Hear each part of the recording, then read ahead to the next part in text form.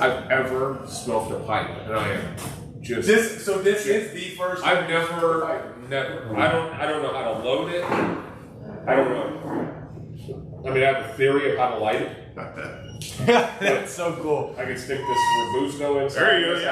Andrew has been doing that. There is no wrong way to eat a Reese's, like I always say.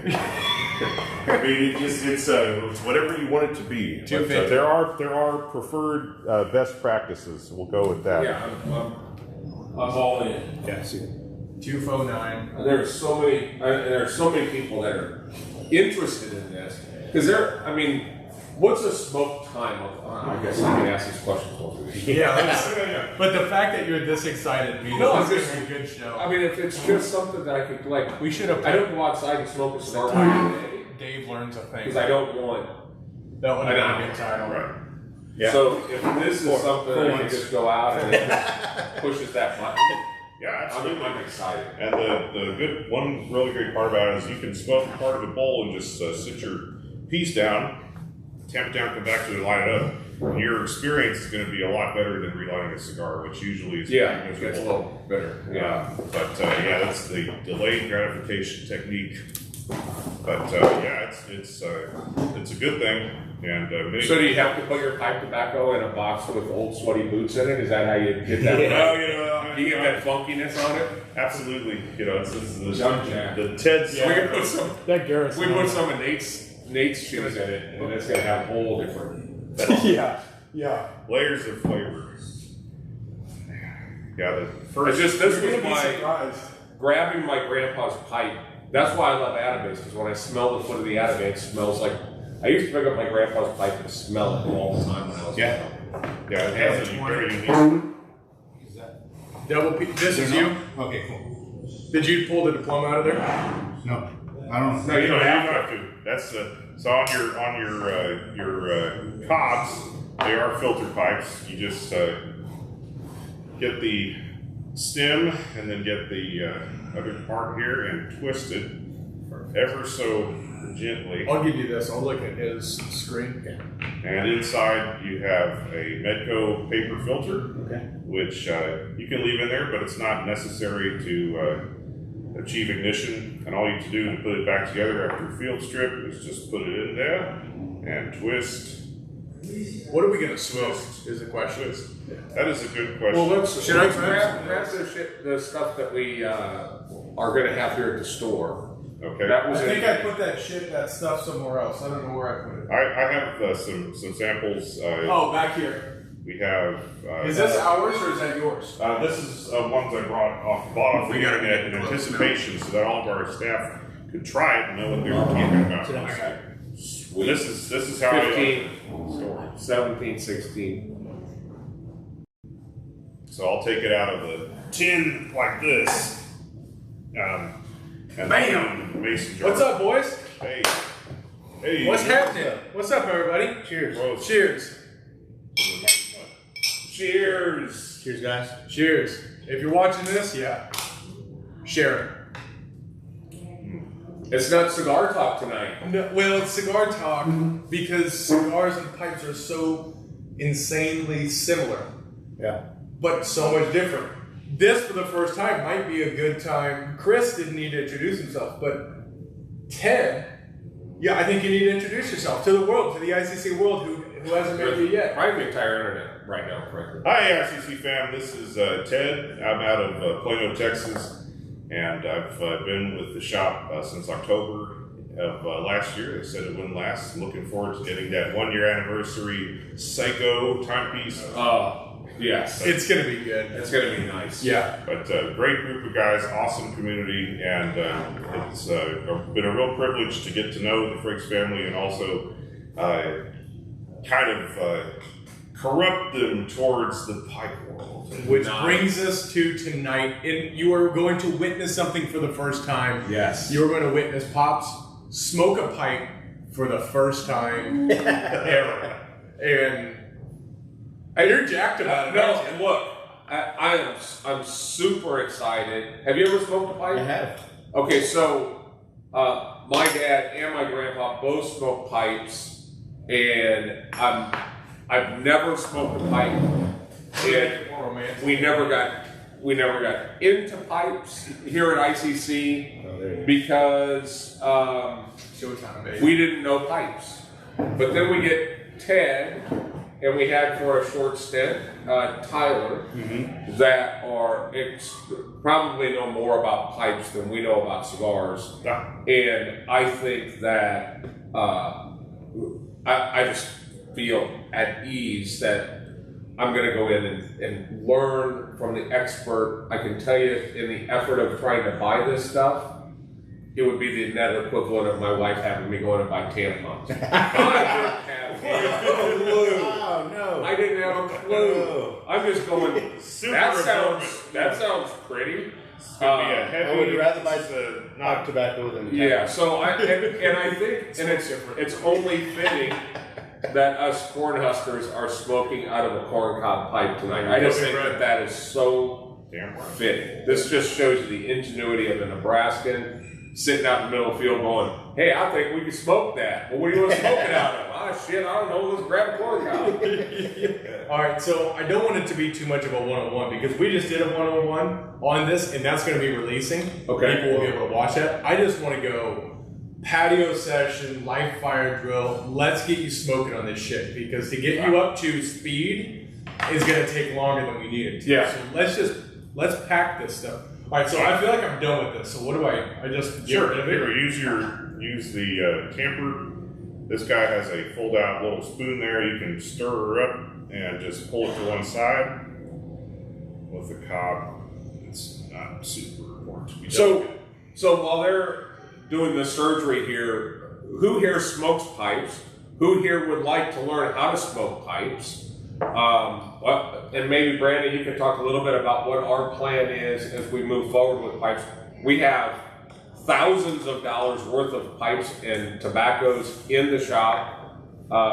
Taking a typical ICC non-traditional route towards pipes or pipe and tobacco, which is we don't want to sell the stuff that everybody sells in huge, large mass containers that is just done in bulk everywhere.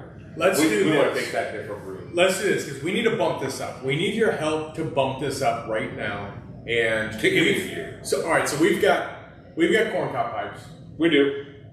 Share this, comment done, and we're gonna choose a name that we like best. We're gonna give you your first corncob pipe. So do that right now, and let's rock and roll. Are you gonna have him light or pack his first bowl by himself? Yeah. All right, let's do this. Let's do it. So Larry Adams says he's been smoking pipes since he was a teenager. Evan Hurst is saying, "Teach me, please." So Evan, you and I are in the same boat. Adrian is an expert. Ted is going to get me something. Let's try not to get me sick right out of the box. Okay. But I ain't scared. I'll do anything. Let's go. I'd rather not start with the one that smells like feet. I'd like to go with or cheese. cheesy feet. I think Copy that. Yeah. All right. Let's start at the mild but wild side of things with. I like that. With That's me. The Westminster. Yeah, Westminster. That was all right. Westminster. That's good. Westminster. Now that I've smoked 2 pipes and I'm pretty much. Where do you think I should go? Well, I would say. Sweat the feet. How about a windjammer? Windjammer is outstanding. For something that is familiar but different in a really good way, this Billy Bud is fantastic. Billy Bob, that's it. Billy Bud. It's got burley, latakia, and cigar leaf. It is really outstanding and a great Where's your transition. pipe? Come on. Let's go. What are you doing? Get off, man. All right, so This isn't the shit you smoke in El Paso, by the way. This stuff is legal. That's different. all right. The old all right, 3-pinch technique. Shall I show you what I'm doing, and then You show me, and I'm a good learner by watching. All right, got you. So real simple. We're smoking this Westminster, a Oriental Forward mild English by Greg L. Pease. Mango bag like that. Ooh. The legend. Mega Bang, you watching? Pay attention. It's an Oriental forward. That's It is. That's right. Forward. All right. So Asians in the front. All right. No, Let's move on. We're talking pipes here. real easy to do. 3-pinch method. So you get your first pinch of tobacco and insert into the bowl. It's going to make a mess, but that's okay. Just do it over an ashtray. And you're going to push it down with just gentle force to get about halfway full. Roger. So Let me do that. then go for it. Get you some of that. Tim, get me something. Too much? aromatic Cool. and- Good quantity. He wants an acid. What would you say, windjammer? That's What do you say, quantity? just enough to fill it. Just enough to get it to the top.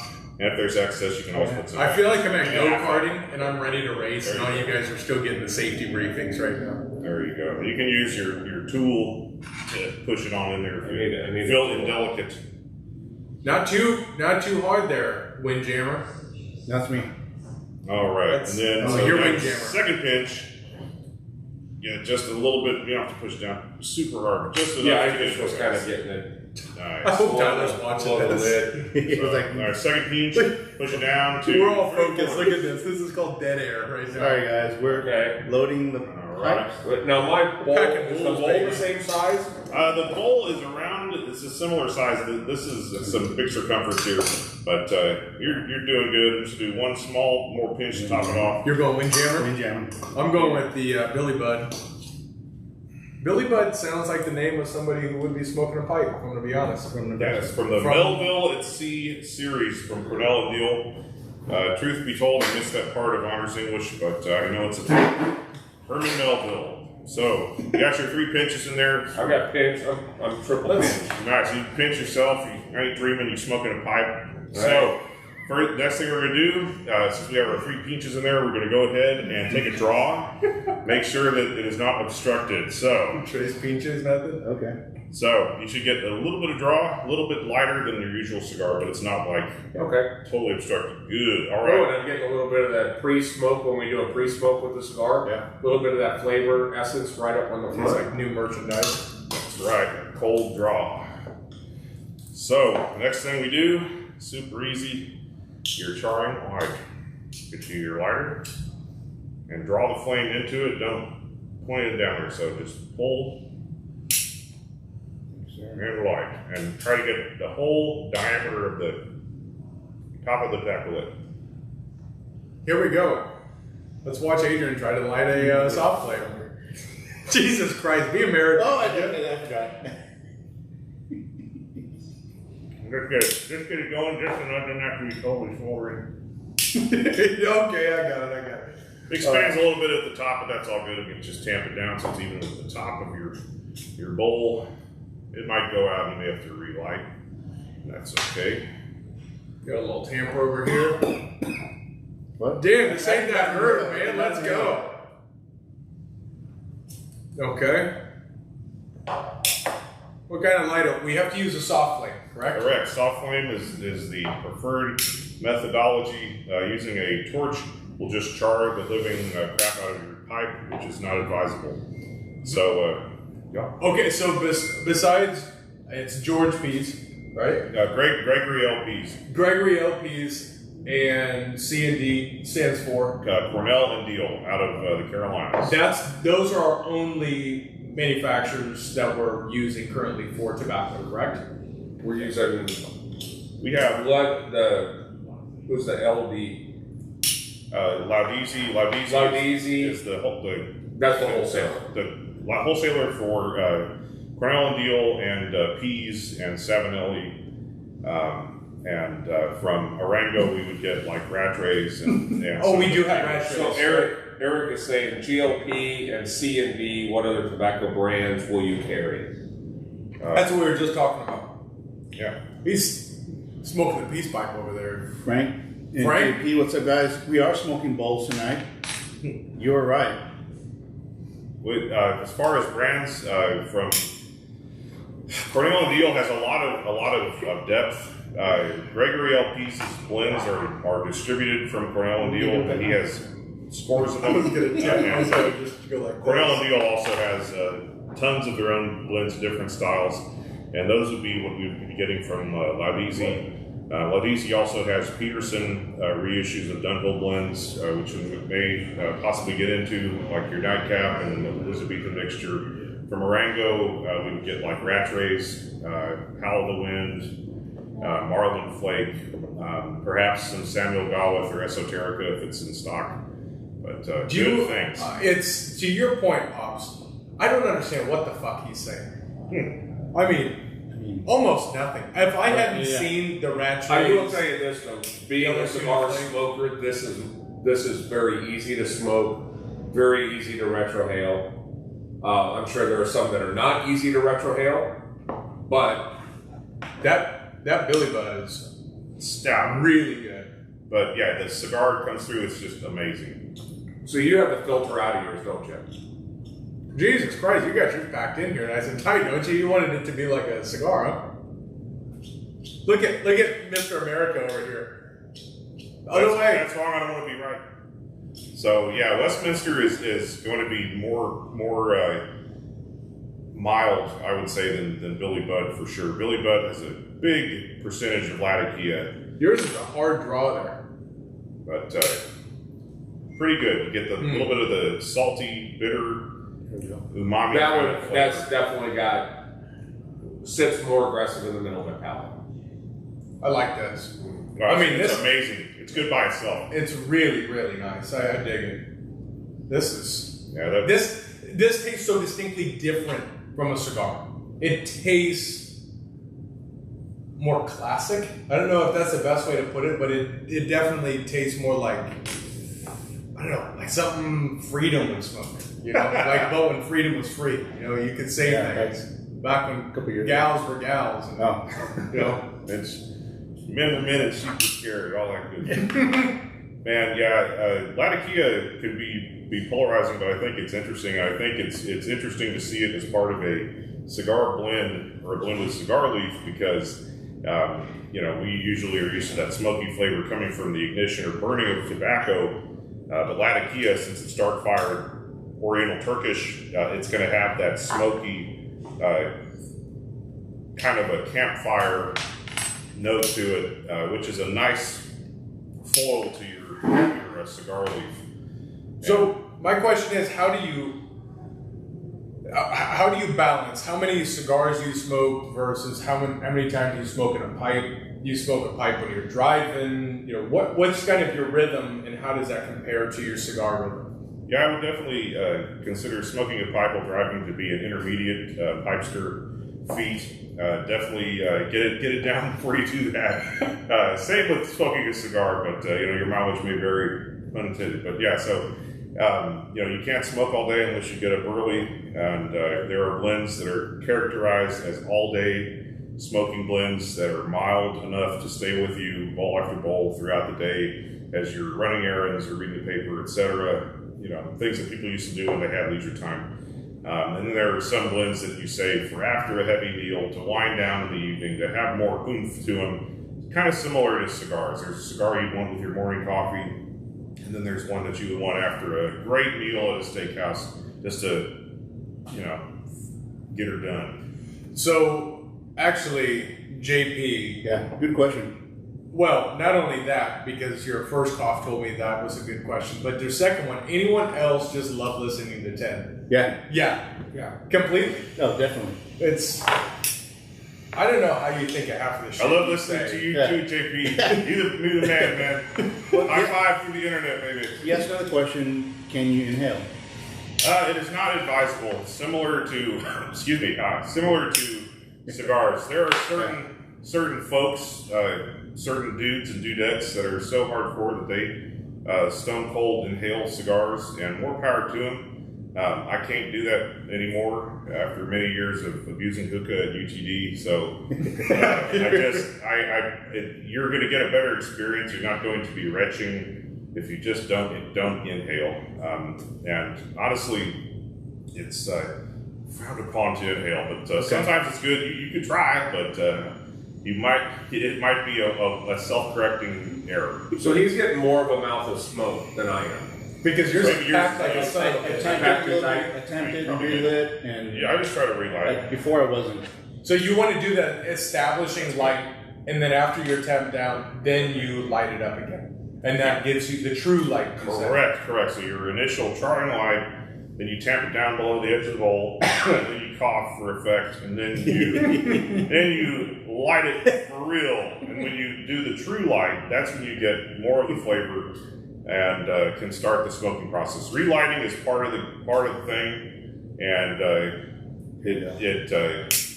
it's not something that's going to be a bad thing. No, you're going to make you look like if it goes out, just so I was underlit. There you go. Now that it's lit, it should taste a lot better. Now Dave's getting lit. I'll tell you what though, this is the fewest amount of words spoken on my pops in any podcast we've done. Definitely. I mean, it's just, I'm taking it all in, and it's, I mean, very rarely do you have a cigar that does this much jumping around in your palate.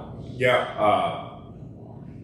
Yeah, this is very interesting. I mean, the areas of the palate that it lights up, we would normally call this peppery or spicy.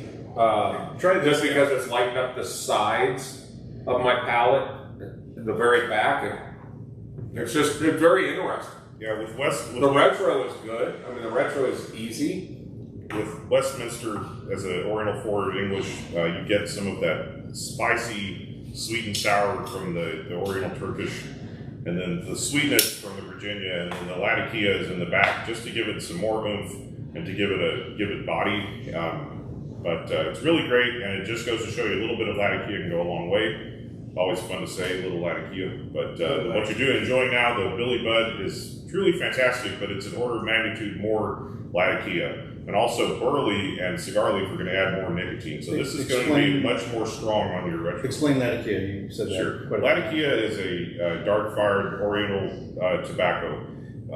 They will smoke it over herbs and hardwood. And just like dark-fired Kentucky or dark-fired tobacco, like the Swamp Thing, it has a really rich, robust, smoky flavor. But smoked Latakia has like a creosote campfire kind of briny, rich, dark flavor to it, which is the hallmark, I would say, of an English blend. English blend traditionally is Virginia, Oriental Turkish, and then your Latakia in there in different proportions. Okay. But it's a condimental leaf in the sense that it's added to add a touch of flavor.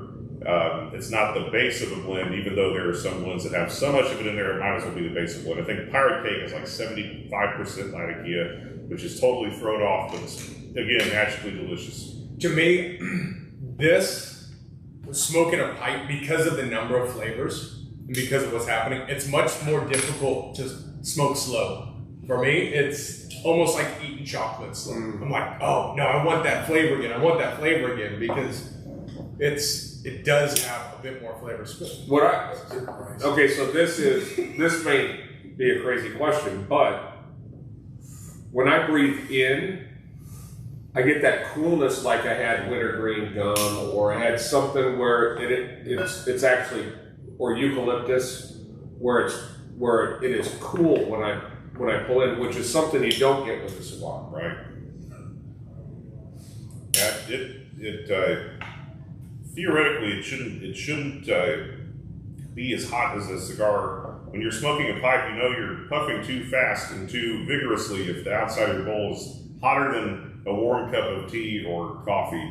If it's burning your hand, chill. If it's burning through the side of the cob, relax, pump the brakes. But it's just a matter of practice and figuring out what cadence works to keep it lit and to also help you enjoy a little bit more. But I think people have that same problem with the cigar too. Yeah, totally. It's just, we talk about smoking slow, but a lot of that, what you don't talk about is how often you need to take a pull on it just to keep everything lit, keep it cool, keep the ash there. But what I will say is a main difference is this is far more difficult to continue and stay engaged in a conversation. Like for me, because I'm relatively new to it, I wouldn't just sit and have a conversation with somebody quite the same way as a cigar. Cigar is kind of my crutch. It's on, it's rolling, I'm going to hit it when I want to, but then it's going. This, and you can notice, I think, in the difference in this conversation, you have to pay attention to what's happening. You know, this is definitely something I'd like to do on my patio when I'm by myself. Yeah, definitely. It's also great if you're a philosopher and you're trying to bring out points of order and gesticulate, just like our man Einstein and Sartre, however you pronounce it, didn't make good grades in philosophy, sorry. Camus was also a pipe smoker, but many folks at the turn of the century were. But it's once you get the hang of it, the conversation part becomes easier. But in the meantime, there's a lot of admin and stuff going on. But just relax, have fun. I can see where using the tool and doing your thing is the net equivalent of rolling the ash and stuff like that. So More often yeah. here, but yeah. So I was mentioning to the guys earlier that I used to smoke pipes in between cigars maybe 20 years ago and haven't smoked a pipe since. And I was telling Ted because of the additional work and stuff, and I was impatient. Now that I'm a little bit older, I have more patience now. And thank you for this, guys, because I can definitely see myself getting back into cigar or pipe smoking. I think so too. Yeah. I mean, the flavors, it's so, the overall experience isn't that much different, but the flavors are completely different. Completely. It makes me want to have a cigar that has. It's not, to me, the tobacco's not in front. It's almost like the notes are in front and the tobacco's in the back. Where the cigar, a lot of times, the tobacco's in the front. You got to kind of find the notes in the back. Yeah. Yeah, it is fascinating to take the nose off of a tin of tobacco and then to see how it works when you're actually smoking it, and then to put it up for a few months, for a few years, and to see what a little time does to it, just with vintage cigars. It's deep in that aspect as well. One question that I have is, everything we're looking at are different blends. Are there very many single leaf, I don't know if you would even call it that, but something that you can just smoke that one particular leaf, Yeah. and you would just have one broadleaf or whatever. That would be like your straight Virginia or red Virginia. McClellan's was famous for their prowess with amazing Virginias. But people who are Virginia aficionados will smoke basically straight Virginia or Virginia Perique by itself. But usually, like Latitude, you probably wouldn't want to smoke by itself, but people do. It just, your mileage may vary. There are people who love burley enough that they can smoke burley by itself. There are some blends that contain such a high percentage of those elements that it's almost like that. But usually, the blend aspect is key. It's not really a situation where unless you're trying to make a blend yourself, you wouldn't be smoking a single varietal at a time unless it was possibly a straight Virginia. To my knowledge. So Frank's asking, how long does he calls it one fill of the pipe, but one bowl, how long does it go? Yep. I would say, depending on your throughput, 30 minutes to an hour. Just like with cigars, there are slow smoke competitions, and some of these guys and gals can go on for more than an hour for sure, using just a handful of matches, and it is a formidable challenge.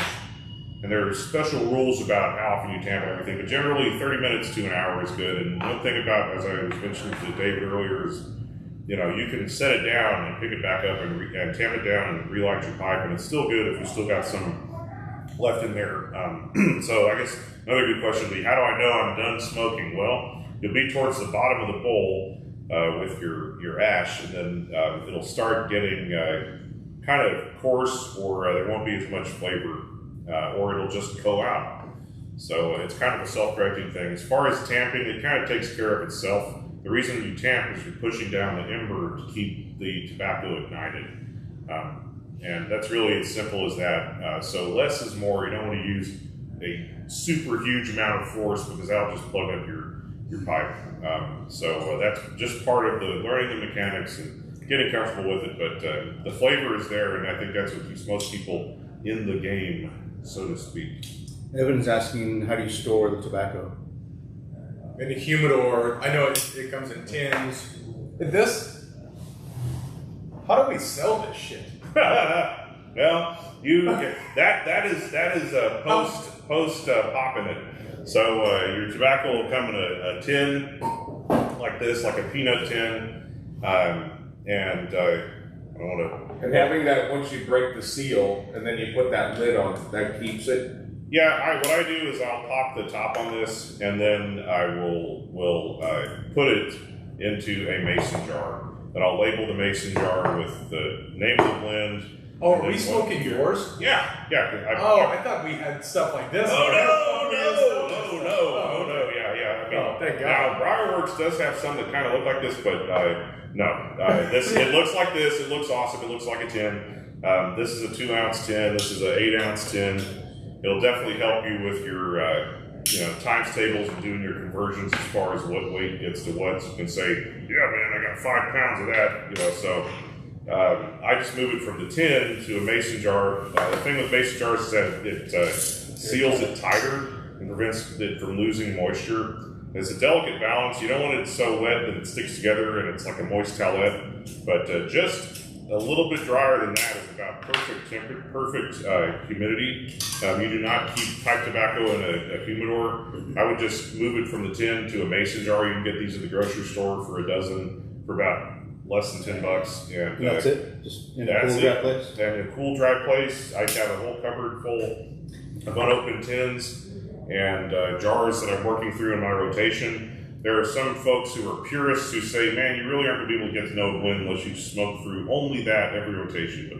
But I have a short attention span, and the attention, I just have to try different things. So I just keep a rotation of these jars in a little tray like this. Very unscientific, but it works for me. And I would just store them in a cool, dry place, and you're ready to rock outside direct sunlight, out of wet areas, and you're straight.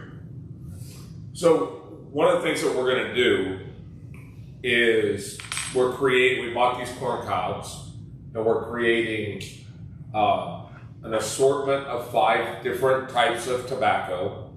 And then we've also got some actually lighters like this, except they're designed for the pipe that has the flame, instead of going up, goes out sideways. You think Adrian could light it?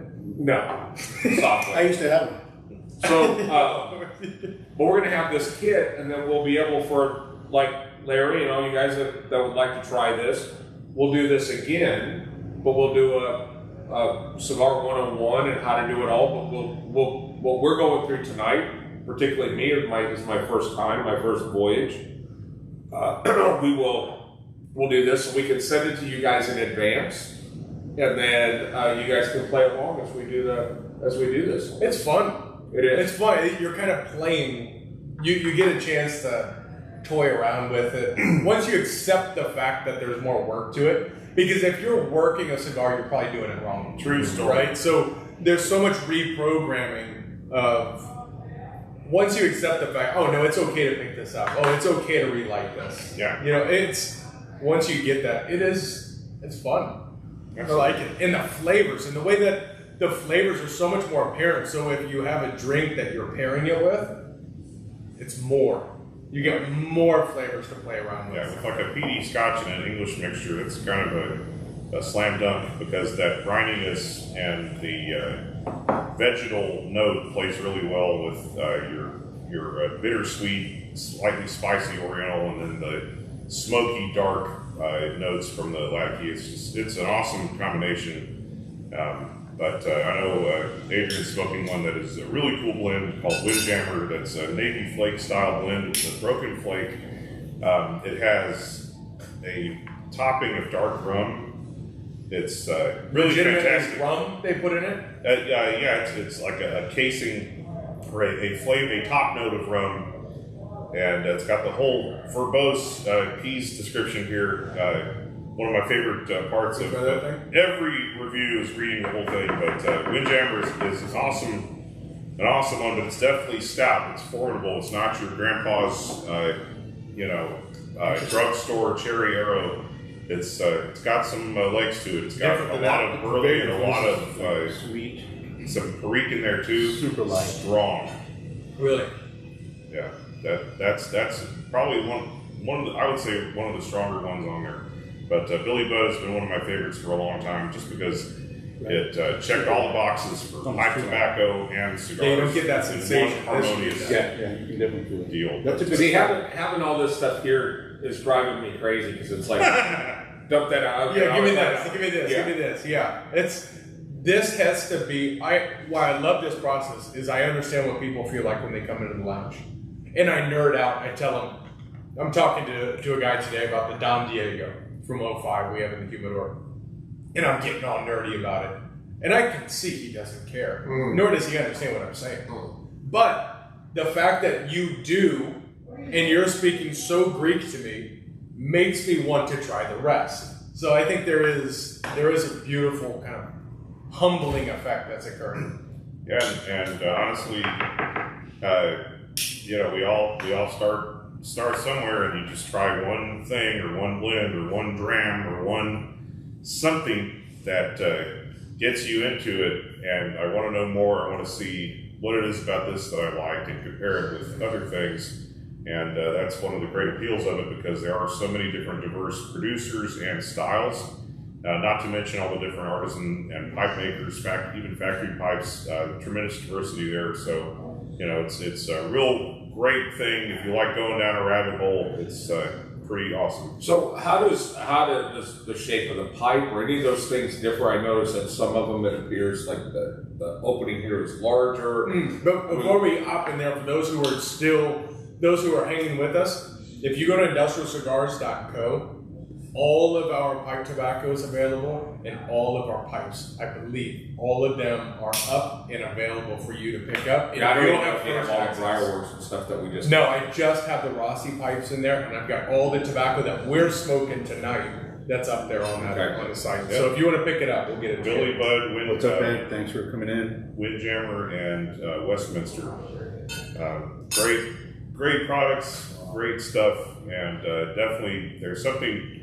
We've tried to pick an eclectic mix of different styles that enable people with different palates to find something that speaks to them. And I'm sorry to throw you off there, but you were asking just differences in the pipes and what does it mean? Gun failure, That's as one of my favorite YouTubers says, it goes to your philosophy of use and what you're doing, or how you like to enjoy your tobacco. If you only have 15 minutes, a nice nose warmer like this one here is great. This is That's a a dark, good name for it. dark rusticated, because it's so short it'll burn your schnoz there.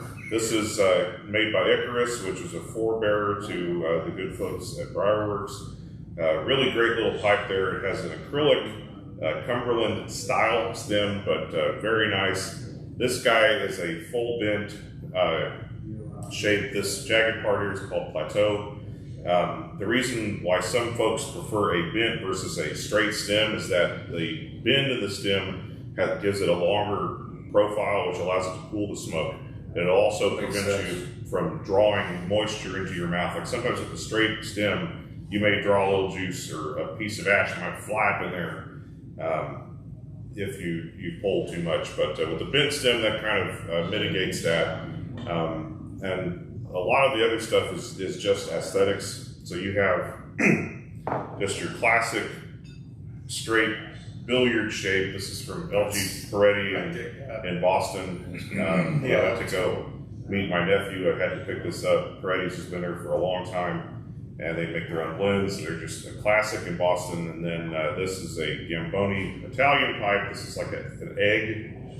Is this shape? It's almost a chimney because the bowl is so tall, but this bowed out shape, you can see how it could be egg-like. This narrow, tall chamber allows you to stack the ash in there even taller, which is preferred for some types of blends. This one is a Danish-inspired, like an acorn shape. It's got a horn accent. This is one of my favorites. This is from a Russian maker. Just a great smoker. This is also a little bit shorter. This has a bend to it, but it's less dramatic.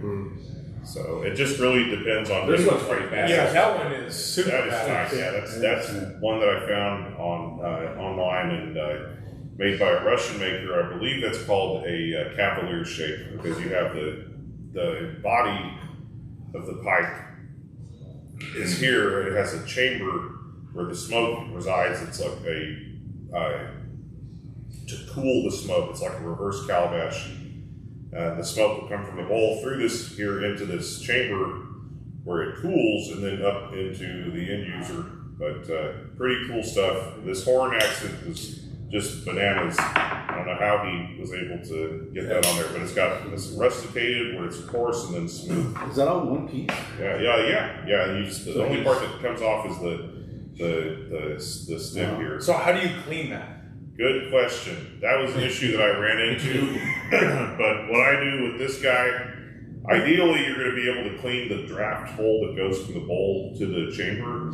But since that doesn't come off, about the only thing you can do is just run it up in there.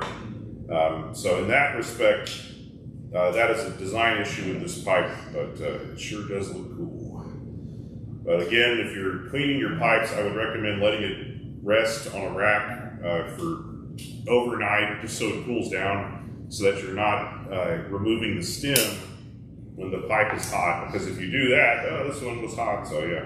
If you do that, wood will expand and contract, and it can mess up your fitment for the tenon going into here. What got you into pipes? Man, I attended a event at one of my favorite cigar shops in Fort Worth. A guy, Cigar Fish, was putting it on, and he had some Italian basket pipes and some Brigham Canadian made pipes, or they're made in Italy, but Brigham's a Canadian brand. And I tried some Sutliff original Cavendish there, just because I really always loved the smell, and I found out quickly that it was too sweet for me since I was a cigar person, and just from there I went down the rabbit hole of discovering new blends for myself, and I ran into some online communities and met the good people at the North Texas Briar Club, and was definitely jumped in as far as just exposure to amazing artisan pipes and also to true artisanal pipe tobacco. Just really awesome. Do you own any of Tyler's pipes? I do not, but coming up at the end of the beginning of November, there will be a pipe show, and I'm starting to save my allowance now, and it's going to be on.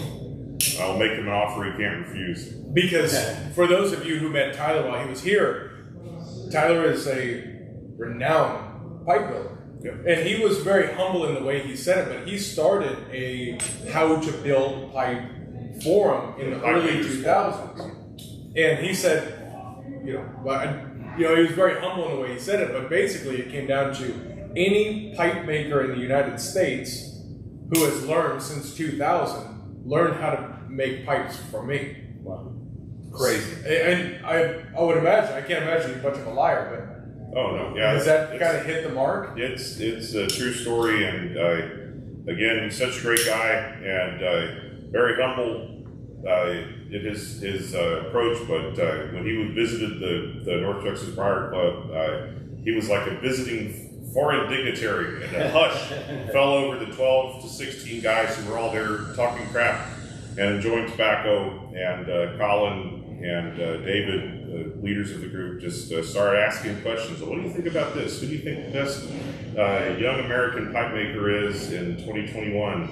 And he just basically calmly started offering his advice. And one of the most instructive moments I shared with him was when we were hanging out at the point of sale instead of being in the lounge we were supposed to. We were looking through pipes on the internet and looking at what makes a $50 pipe versus a $200 pipe versus one that is stratospherically totally out of there as far as expense. And he could really pick out the aesthetic things down to like the Fibonacci sequence and the golden ratio of how the angles on the pipe were, and whether or not it really had symmetry, and whether or not it just was hastily done. You know, how much care was taken in each aspect of it. And that's something that only an artiste can point out. And my hat's off to him. And if you're watching this, man, respect. But I'll tell you, I saw going on a couple of the sites, particularly what appeared to be Japanese made, yes. that were about $7,000 and $8,000 retail pipes. I mean, they're just beautiful pieces of wood. I mean, the work was just incredible, just from the pictures. I can't even imagine just holding it. It's probably, next level. Mm-hmm. Yeah, it's unbelievable. There's a similar joy to collecting of pipes as any handmade good, whether you're into watches or fine firearms or clothing or shoes or whatever. You can tell the difference between the real thing when you see it, and that's one thing that's so great about the participatory aspect of it is when you are looking at these things and holding them, we hope that you won't drop them or put them in your mouth. But when you're checking them out, it is really a marvel to think that something like this came from a hunk of wood and a guy's imagination. It's unreal. So is this literally from Corey Cobb, yes. Yeah. From Missouri Meerschaum, product placement. Missouri Meerschaum, one of the best to ever do it, the original Corey Cobb company. They have many different varieties. They even have a series inspired by the Lord of the Rings. They got the Hobbit one, they got the Elf one, the Dwarf. It's crazy. They have the Samuel Langhorne Clemens, our guy. Now, is what I'm about to ask you the equivalent of somebody stomping out their cigar, which is, I'm probably not done, but I really want to try something else. Sure. So how do I just, I want to just It's really get shit out and get something else. Totally. Observe. Exhibit 1, the tamper. It's got a spoon on there. All right. Much preferred to your finger because it might still be hot. You don't want to burn yourself, hurt your mama's monkey like that.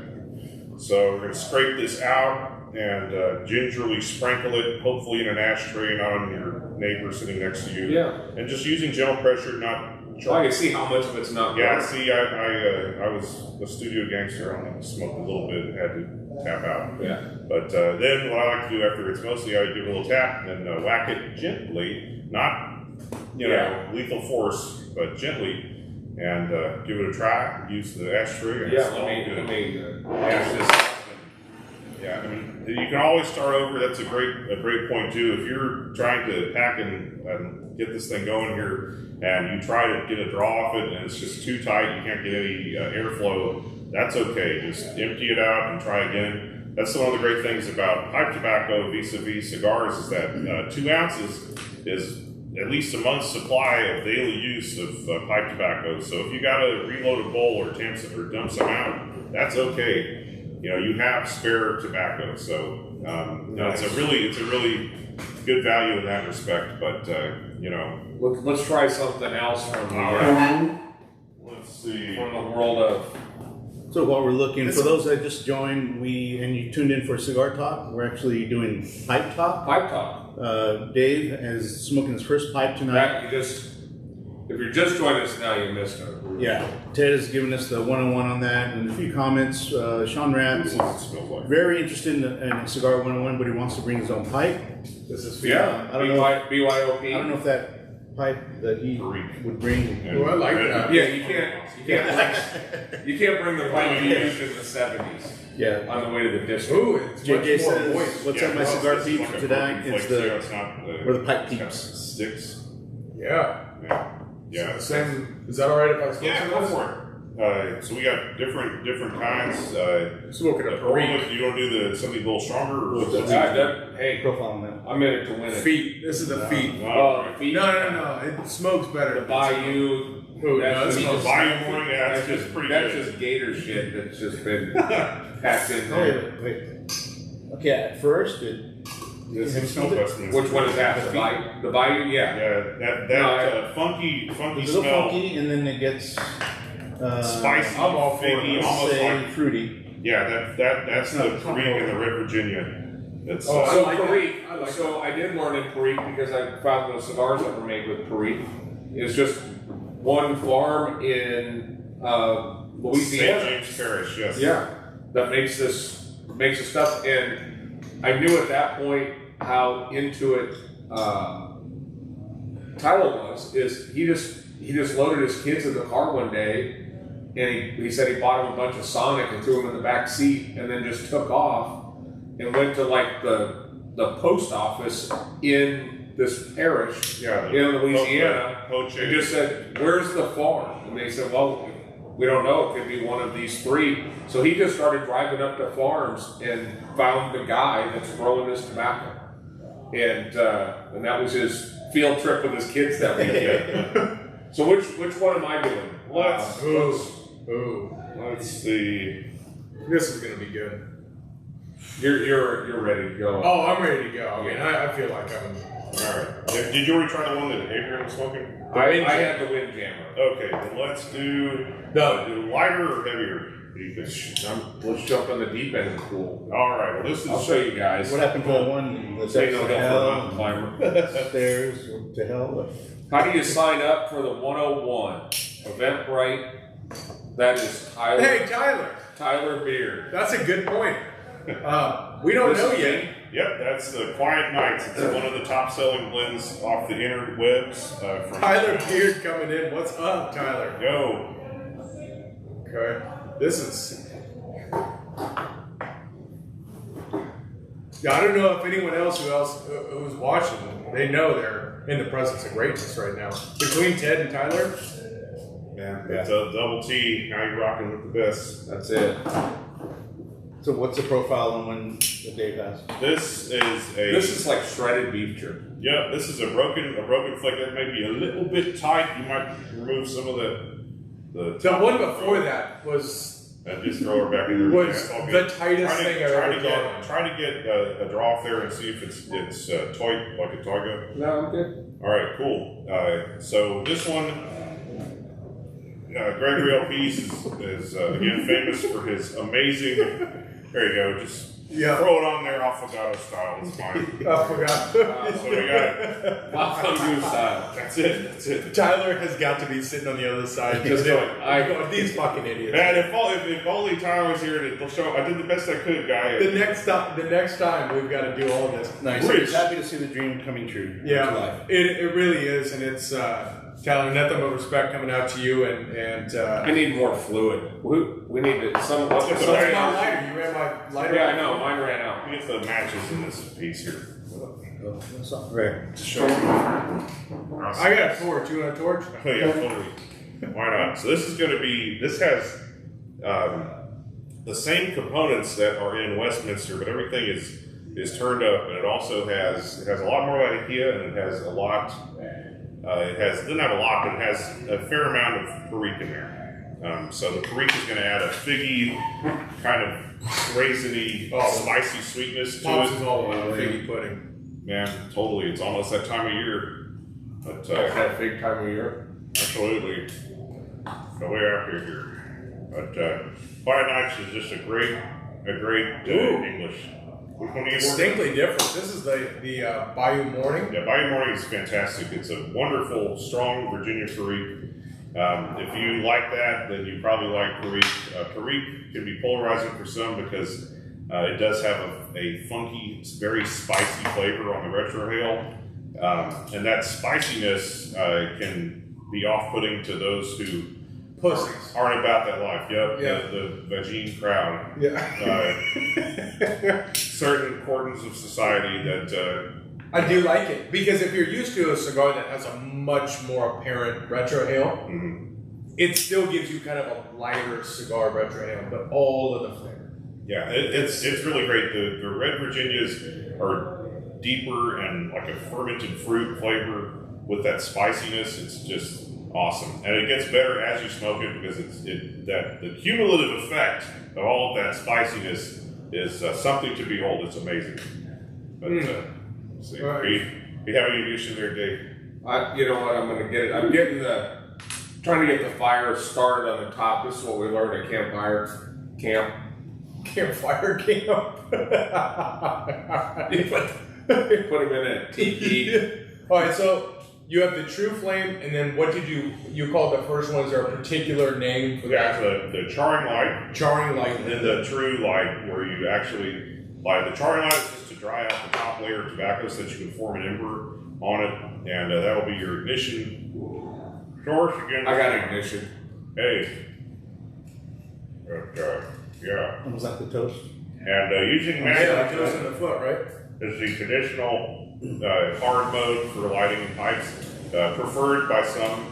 Yeah, but those are the guys that I've seen on YouTube with the striped shirts and the faggy hat. Those guys, I mean, of course they like matches better. They also probably have a broken down Model T. They just got complex taste. That's all. I mean, very particular. I get it. You know, I'm with that. But you know, I mean, if you're in a place, we have one customer that wanted us to go out and buy him 4-inch long matches. And I like yeah, sure, we'll check into that. And we had to buy $5,000 worth of matches. Gee. And he's like, I go, how many of these are you going to buy? Oh, you're not going to give them to me? no, it's going to be a no for me, dog. Yeah. My favorite are the Swan Vestas, which are super great pipe and cigar matches. But yeah, like 5,000, that's a lot. That's a fire hazard. You know? Actually, you're right. I mean, Safety first here. Got mine. I think I'm done. Because it started getting a little harsh as I was relighting. Is that it? Yep. What Yeah, are if you it's calling? harsh, it goes out. And it makes a big mess. So lean over something. Or just tell me or one of our other long-suffering associates to get the shine box and the freaking dustpan and the ShamWow and do something. Hey, Ted, get your shine box. Okay. Funny how? Funny how? I can just see him now stabbing somebody. Do you still have the filter in there? Yeah. You should take the filter out. Not supposed to do that when it's hot, man. You see, I was testing it. it's all good. Here's the deal.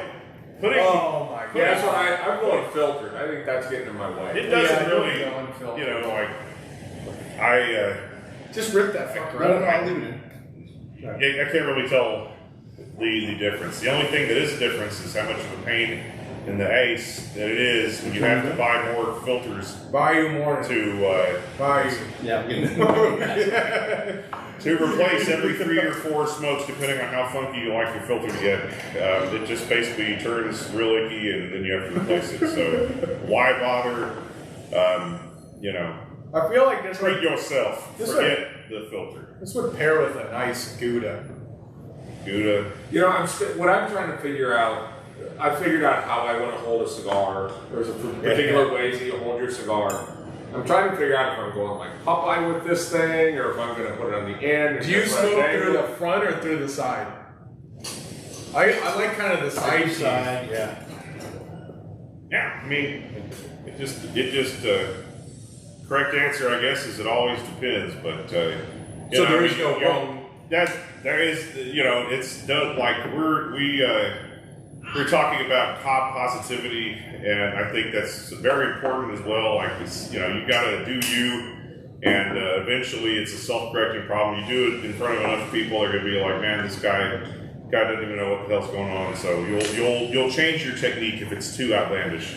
But who knows? You might start something. You might start a whole new fad. But I keep it simple. As long as I'm not dumping ash in myself or dropping the pipe on the ground, I figure I'm doing good. Well, Tyler just put in. He said ditch the filters. He said it won't really hurt to pull the cobs apart when they're warm. So you can pull that out and take the filter out of it. That's right. I mean, Master said, yeah, get rid of that thing. You don't need no stinky filter, man. Oh, jeez. I'm pulling the whole damn. Oh shit! Oh, this was breaking loose. Yeah. Yeah. Here's the deal. You know, cobs are awesome, but they are a perishable good. They are not a forever friend. But if you take good care of them and everything, they won't totally fall apart on you. But So those who are just joining us to Cigar Talk Live, there you go. Here's your 25% of us short form. You knows can what they're doing. doing. It's all good. Yeah, it does get pretty tarred up then. Oh man, yeah. After one little, what is it? Just paper rolled up. It's a Medco paper filter. That's like What is this filtering? it's filtering tar and other essential flavors in the tobacco. It's kind of like putting a paper cocktail umbrella up when you're getting bombed from the air. It just doesn't make a lot of sense. But I mean, not that there's anything hazardous about this. Do so at your own risk. But yeah, I mean, if you can't put your pipe back here, now we have a Peterson system pipe. I think Tyler will appreciate this. See how it looks like it doesn't fit in there? It's all good. It has a nice tight seal. All right, that's all we need. All right. Here you go. You know, they put 5 lug nuts on a tire, but really all you need is 3 that are tight. At least. That's the theory. But now Tyler's chiming in after everyone's broken their corn cob pipes, getting the fucking filter out. Like I said, it wouldn't hurt the cob. So yeah, miss you, Tyler. That's right. I'm gonna put this into my rotation. I mean, it's fun. Yeah, Especially as more people in the lounge start doing it, I think it's gonna be. That's right. The peer pressure will get them. I'm looking forward to it. And speaking of which, if you have no shame, you can absolutely smoke a cigar out of a pipe, but it will make pipe people and cigar people clutch their pearls slightly.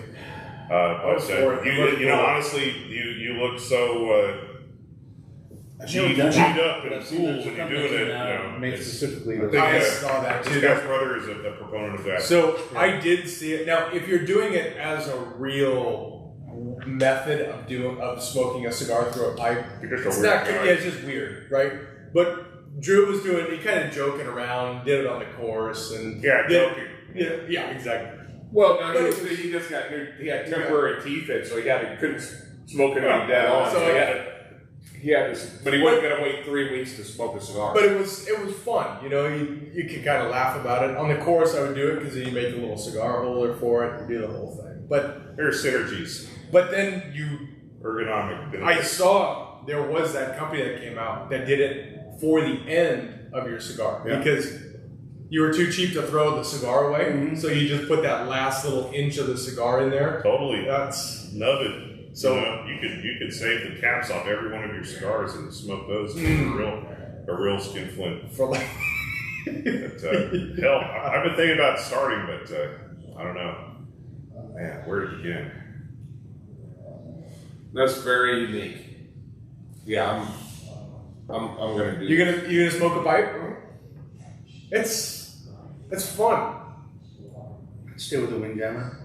The Windjammer. Oh, I like that Bud's Creek one. So good. I'll try that. This one's definitely got more pepper, but less flavor. The Windjammer, there was a very distinct note with that. This one is just more pepper. You want to try this Born on the Bayou one? The Windjammer, the morning. Yeah, try this. Bayou morning is really great. It's very nice.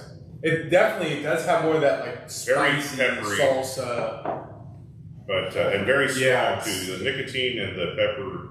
And this is burning much better because you get a lot more smoke, but you can really taste that pepper on the retro rail. And it's a different note. Is he still in town? Are you still in town, or did he move out? Tyler lives retro outside of Farmerville. Is that what it's called? No, Farmer.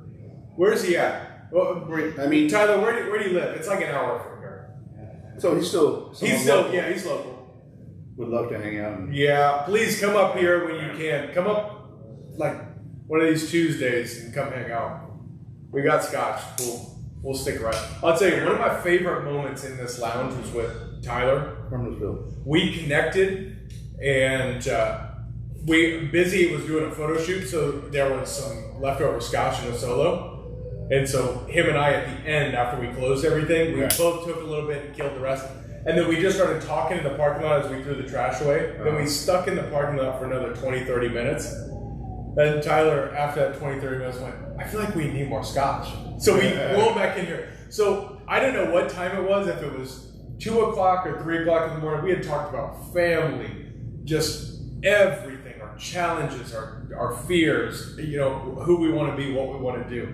And to this moment, I think that's, of my top memories in this lounge, is just connecting with him on a personal level. We talked about everything from pipes to how to parent daughters. It was just, he's a tremendous guy.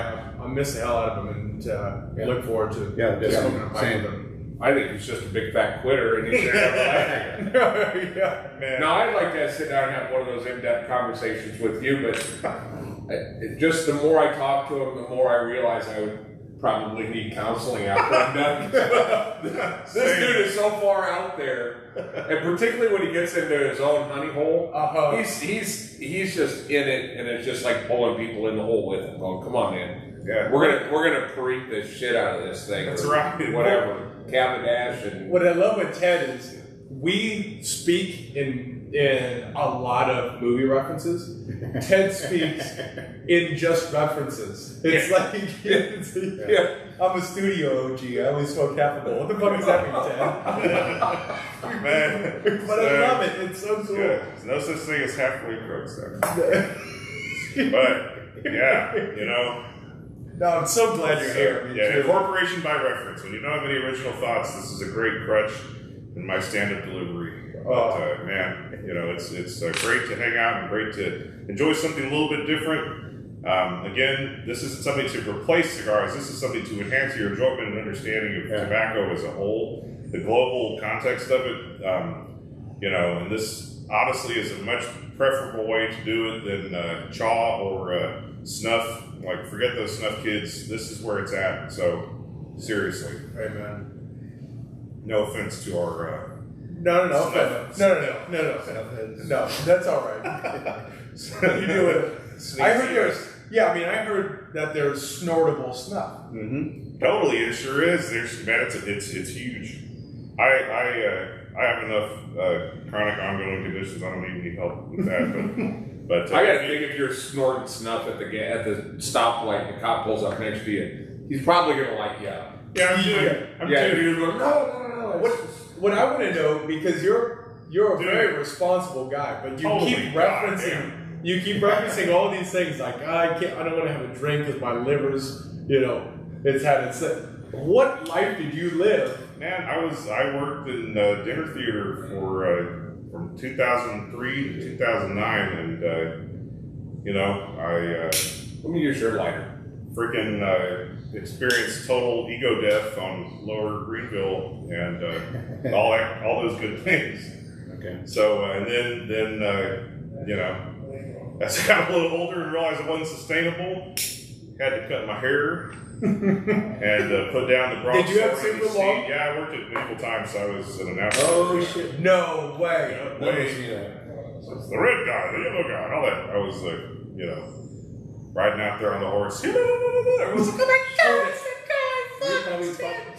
Holy shit! Hang on. Yeah. You were one of the guys that. I wasn't athletical enough to be a freaking knight, so they were like, "Man, this kid's a giant puss.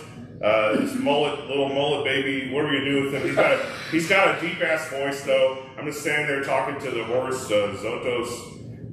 Ralph called him TV's Eric Roberts, and we were like, TV's Eric Roberts, listen to fucking crew do this in 5 second delay. So I was like, it would sound much better if it was me talking.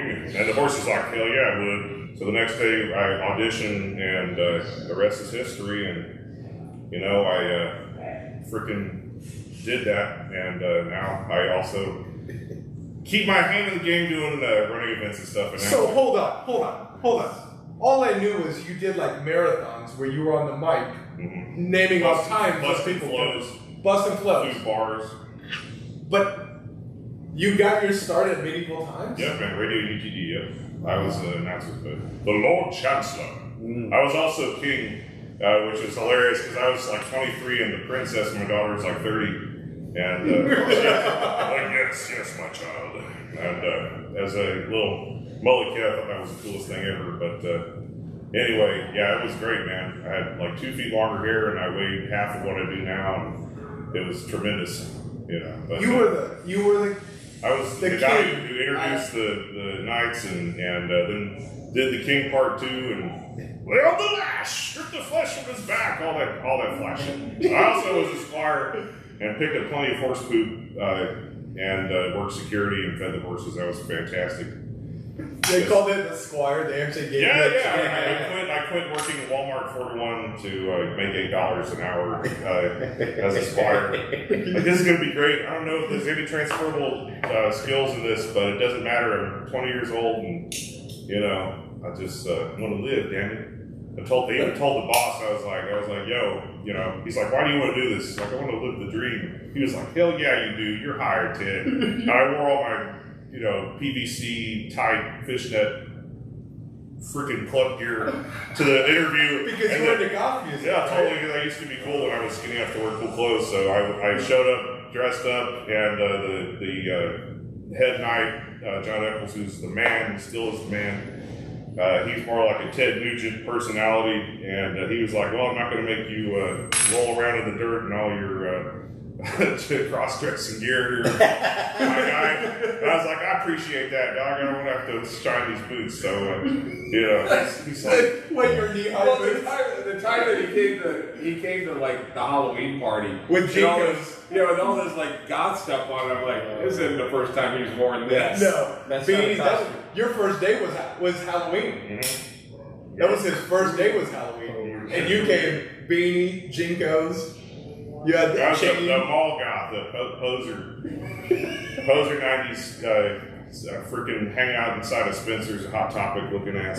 Oh my god! Those are the days. Like I was just making good grades and being a really nice person. It was only when I was 19 when I got to actually have a taste of the wild side. Had to lay it down. But yeah. God, yeah, this will be. We'll have TED 101 later, but for right now, No, I think that's what we just. So I think really, you got to as in your best announcer voice say, next up on the center stage is Coco. that's right. Next up on the main stage, we have Coco and Roxy. That's the thing. He He corrected could it. easily be You calling said- at the strip joint. You said center stage, and he knew. Yeah, it was he center knew it was stage. great. And dog, Yeah. when I was a youth, I was going to Florida International University, and the Miami Gold Club was like right on the way there, and I was like, man, I never touched a boob or anything, but I could totally get hired here as a bar back. And they took one look at my little ass, and they were like, "No, dog, you ain't ready for this, man. It takes years to get to this level, man. You probably, faint right there." And, thank goodness I did. 'Cause now that I've worked enough security, I know that working at the Naked Lady establishment is no joke. It's stay in school, kids. Do your best, please. So Tyler asked earlier, how do I sign up for the Pipes 101 event, right? No, what did you chime in with? When I sign up for the TED 101. Is that Holler at me, man. Holler at me on Eventbrite? See what you guys are missing? If you're not coming to ICC and having Ted show you around the humidor, you're missing all this stuff. Yeah, I try to be a really nice person, but it just comes out sometimes. Man, yeah, you can learn Hang it. on. If the first time we asked that question, we got all of that. All right. So you were into industrial music, right? It wasn't goth music; it was industrial. Goth and industrial music. I had to split the difference because one cannot listen to this kind of shit all the time. There has to be some clanging and banging and shouting industrial music to break it up a little bit, unless you're like a purist. But again, I'm sure half of y'all out there applying eyeliner and lipstick would be like, "Oh man, this guy Ted, he doesn't know what the hell he's talking about, dog. He wasn't there. He wasn't there. Ted's front like." You sold out, man. You got your paradise. Yeah, totally. I'm like. You grown up. I'm like Jay-Z and Ether. I got the Hawaiian shirt. I think you borrowed that shirt from Ron. I think so. Actually, that was the first comment tonight. Was Chris saying you had your Ron shirt on? So after that, how do you track this? Now you're doing like number stuff. You're working. Oh God! Now you're getting But- fired at the minute. All right, so we don't need to tell that. But I work at PeopleSoft, which is as exciting as it sounds, and I try to bring a little hardness to the PeopleSoft. You know what I'm saying? So you're like software. I'm like a data entry monkey for people. I figured you were a software guy that just told people, just reboot it. Man, I wish I don't have the skills for that. I just The figured computer it would be- repairman. Yeah. You're welcome. Yeah. Move.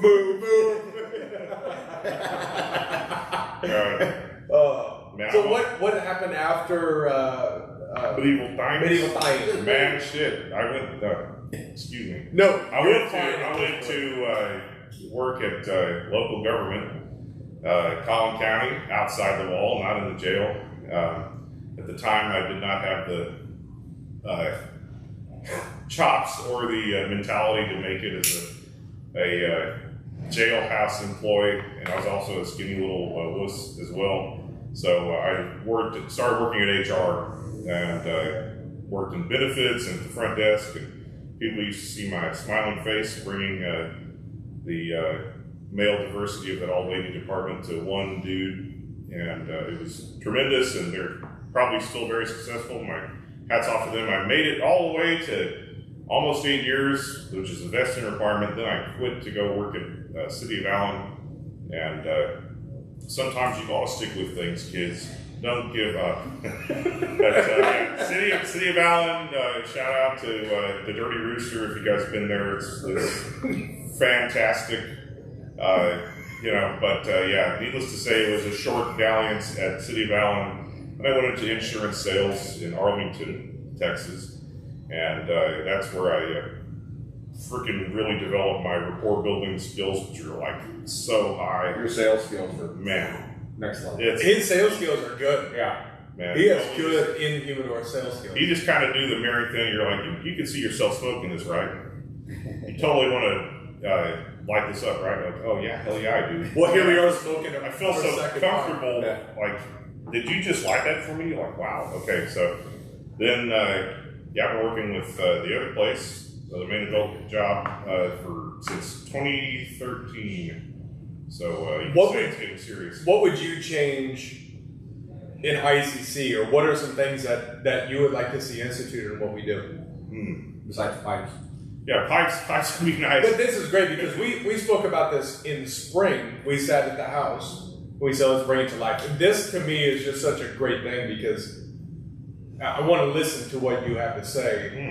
But importantly, what are some things that we don't do that we should, or maybe we do that we shouldn't? Well, I think if we could have horses like medieval times, that would be great. I would love to have jousting out in the front lawn. We got a lot of negative space behind the building. Yeah, this thing. When I see that, I don't know. I think about Cerakoting parts of your car. I think horses and Cerakoting the car. Stuff like that. I think that's a power move. There are some people. I mean, there are some people I would like to do the jousting without the balsa wood ones. What if we did? But what if I don't want we? to nail something. Yeah. Now, here I've thrown this out there before because I'm going to get to our conversation we had not long ago. But I would like to do maybe some chariot racing with maybe Skippy and some other folks. But if we did chariot jousting, is he Skippy, pulling or riding? He's pulling, baby. Okay, that's a pull. Yeah, he's pulling. So he's pulling. You got to be 3+ to pull, and then you got to be the barbarian horde, all that shit. Yeah. Very nice. Yes. Okay. I gotta get the eyebrows around. So that moves to the next thing that I still think is going to be gladiatorial combat without death. How can we do it? I don't know. With death, without death. But here's the thing. Here's what we're going to do, and here's what I'm as geeked out about this as anything we've done. The ICC charity 1K smoke out one rock. the only walk. Okay, so picture this. Is there a half K option? No, you gotta train. So here's the thing. You just said Skippy is gonna be pulling. We will have chariot races, but picture this. Fire. We did this. 3 laps around the building is 1K. And had like 17 vendors around the building. And Ted, because I asked Ted the other day, I was like, when you're at these places, he said, I'm going to drop some knowledge on these bitches. And I said, do you get to talk like that over the mic? I can't really hit him with all full bore, but here he can. Like a little, yeah. So what if scarred for life. What if we put him out there and let Ted be unfiltered on the mic? We would have enough speakers so you could hear him everywhere you were. I think put him on the roof with a microphone so he can watch. Yes, everybody going around. A color run, a vendor run. The first lap you have to run around. Then you have to eat an entire pounded brisket from Mark Sheeran. Oh God! Run the next lap or walk it, and then you have to drink down 3 shots bottle of Low Nail. Exactly, Low Nail. What if no one ever does a 1K? No one ever does it where you stop and eat either. You know, I think it's important. Nutrition is so important. We don't even have to worry about like all these guys fronting out there with their goo and their noon hydration. Like none of that healthy stuff. We're gonna do it as Mother Nature intended, like they did back in the day. You know, when rocking a mustache was not an ironic statement. This was a real thing. So I mean, it could be the next frontier in action sports. I mean, here, forget the Spartan run. We don't need mud. You're gonna have We got mud butt. blood. Bring your mud butt. God. And then we have to have a dunk tank to sanitize ourselves after this. Frank asks a serious question. Okay, all right. Sorry to get back to the pipe stuff, but he wants to know if we're going Thank you, to sell Frank. You're the smaller amounts, like 2 ounce. I think it's like 1 point whatever. We have 1.75s. Yeah, so smaller ounces so that you can try around different things. Yes, the answer to that And is they're yes. available now, Frank. Quit dicking around. We got, I don't know that we won't be, to my knowledge, we will not be doing less than the 2 ounce tin. We'll be doing tins primarily, just because a lot of shops will do the loose tobacco in jars. And, while that is okay, it's something that's already done. And I think that, 2 ounce tins, it will stay fresher. It'll be a better experience. Don't be a fucking cheap ass, Frank. But You got houses, you got a Tesla. we got. Buy 2 ounces. I got. I'm gonna have tins of this stuff open so you can do free smells just like Jimmy John's, and see if this is something you could get behind, so that you're not like, oh man, I thought this was gonna taste like bubble gum and it didn't. Well, I tried to tell you, but it's only so much we can do. Yeah. But I guess there's a lot of great tobacco that is sold in bulk, like of course it escaped me now, but like Gawith and Ogarth is sold in bulk, and I love Gawith and Ogarth, but people don't have them. People will have like Peter Stokeby or Sutliff or Lane 1Q and all that good junk, and that's cool, but other people are doing it, so we figured we would try it with tins, because I think the value is better. It's a container and it keeps it fresh, and you can actually hang on to the container and let it age and keep it in the container, and it should be good until you open it. So that's another benefit. Brand, give me an ashtray. I'm going in for 3. Well, we need to get off here because we close in 3 minutes. That's fine. So I got to start kicking people out of this place. So let's get off here. Okay. Smoke your third bowl ski there. Fucking Cheech. I'm going to do this. You're doing great. All right. This is Cigar Talk. Everyone, please make sure to watch out for TED 101. You can get your tickets. Are they TED Talks? Officially TED Talks. I'll talk. I'll do whatever you need, Doc. Yeah. How are you with like slam poetry? Totally. He's down. I'm with it. Let me try a little. All right. Well, that's it. We're gonna keep Toast. smoking. I'm gonna kick people out of the building and get stuff together. But we'll probably have cigars next week, maybe. Good. Larry's but asking thank how you. many balls I need for Half Fest. What's that? That's someone to try. He said both of them. Yeah, we got a lot. What's this? So we'll see you next week. And, That's the value. I hope I'm You here. tried that one.